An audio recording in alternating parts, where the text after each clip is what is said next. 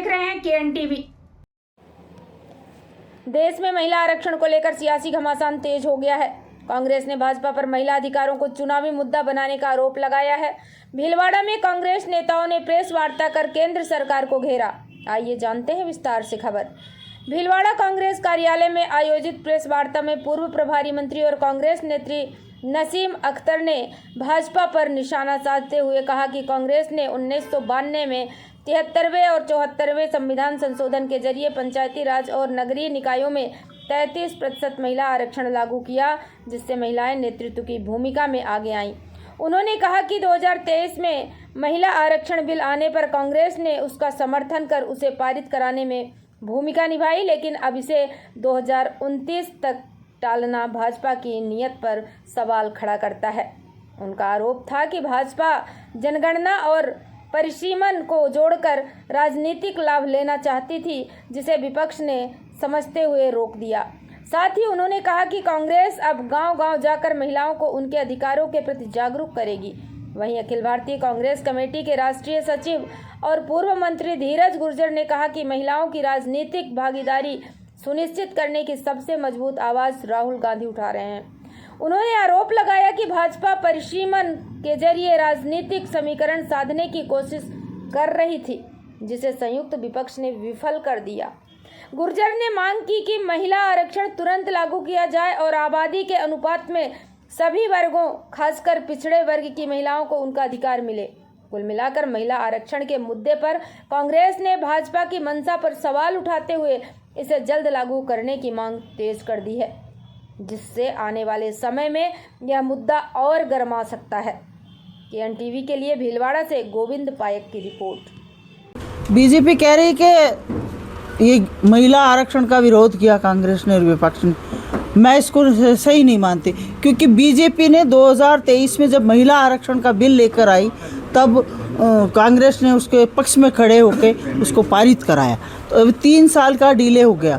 क्यों आपने लिखा कि 2029 में लागू करेंगे? ऐसा क्यों?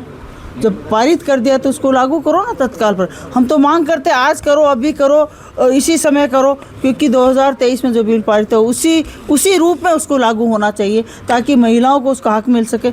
और ये परिसीमन और दूसरी राजनीतिक चीज़ें जोड़कर उसको लेकर आए, न तो जनगणना कराने और परिसीमन को जोड़कर लेकर आए। ये राजनीतिक लाभ लेना चाहते थे। तमिलनाडु, पश्चिम बंगाल, जहाँ जहाँ चुनाव है उनको लाभ लेने के लिए इस अमेंडमेंट जोड़कर लेकर आए। इनकी मंशा को विपक्ष ने भांप लिया और उनके इरादों को कामयाब नहीं होने दिया, क्योंकि ये अगर बिल पारित हो जाता तो महिलाएं, OBC की महिलाओं को हक मारा जाता, SC ST की महिलाओं को हक मारा जाता, OBC की महिलाएं कहाँ जाती, उनके हक खा जाते हैं। तो आगे की रणनीति यही रहेगी कि हम नुक्कड़ सभाएं गाँव में जाएंगे, मीटिंगें करेंगे, चौपालों पर जाएंगे, सड़कों पर जाएंगे, महिलाओं को जागरूक करेंगे, ताकि महिलाएं इनके चेहरे को बेनकाब होते हुए देख सके, क्योंकि ये एक आवरण ओढ़कर काम करते हैं। ये आवरण, इन्होंने चुनाव का आवरण ओढ़कर ये इस समय संशोधन लाना चाह रहे थे, वो विपक्ष ने भांप लिया और इनकी मंशा में कामयाब नहीं होने दिया।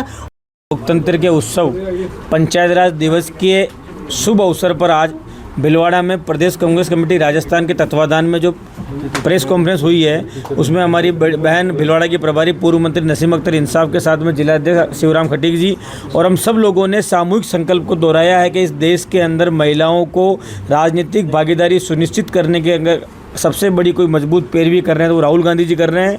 और जिस तरह से भारतीय जनता पार्टी ने परिसीमन के मंसूबों को राजनीतिक इच्छाओं पर पूरा करने का षड्यंत्र रचा था, उसको संयुक्त विपक्ष की एकता ने तार तार करते हुए भारतीय जनता पार्टी के चेहरे को बेनकाब कर दिया है। हम लोग इस प्रेस कॉन्फ्रेंस के माध्यम से पूरे देश के अंदर लोगों को इस बात का संदेश दे रहे हैं कि महिलाओं का आरक्षण तत्काल लागू होना चाहिए और उसके अंदर जनगणना करके जो जिसकी जितनी भागीदारी है, उसको जिसकी जितनी आबादी है उसकी उतनी भागीदारी सुनिश्चित करते हुए उनका अधिकार उनको मिलना चाहिए। पिछड़े वर्ग की महिलाओं को महिला आरक्षण के अंदर भागीदारी मिलनी चाहिए। और जिस तरह से भारतीय जनता पार्टी ने अपने मंसूबों को छुपाने का काम किया था, उनको कांग्रेस और संयुक्त विपक्ष ने उजागर कर दिया। इस देश के अंदर सबसे पहले अगर किसी ने प्रधानमंत्री महिला दी तो कांग्रेस ने दी, राष्ट्रपति महिला दी तो कांग्रेस ने दी, अनेकों मुख्यमंत्री कांग्रेस ने महिलाओं को दिया और प्रियंका गांधी जी ने उत्तर प्रदेश के अंदर अपने संगठन में भी आसन लागू करते हुए 40% महिलाओं को विधानसभा चुनाव लड़ने के टिकट दिए। कांग्रेस पार्टी शुरू से महिलाओं के हक और उनकी आबादी और उनके अधिकार के लिए तत्पर रही है। भारतीय जनता पार्टी ने अपने मंसूबों को पूरा करने का जो षड्यंत्र रचा था वो बेनकाब हो गया इस देश के सामने। इस खबर में फिलहाल इतना ही। बने रहिए KN टीवी के साथ, हम फिर आएंगे ऐसी ही अहम खबरें लेकर। नमस्कार।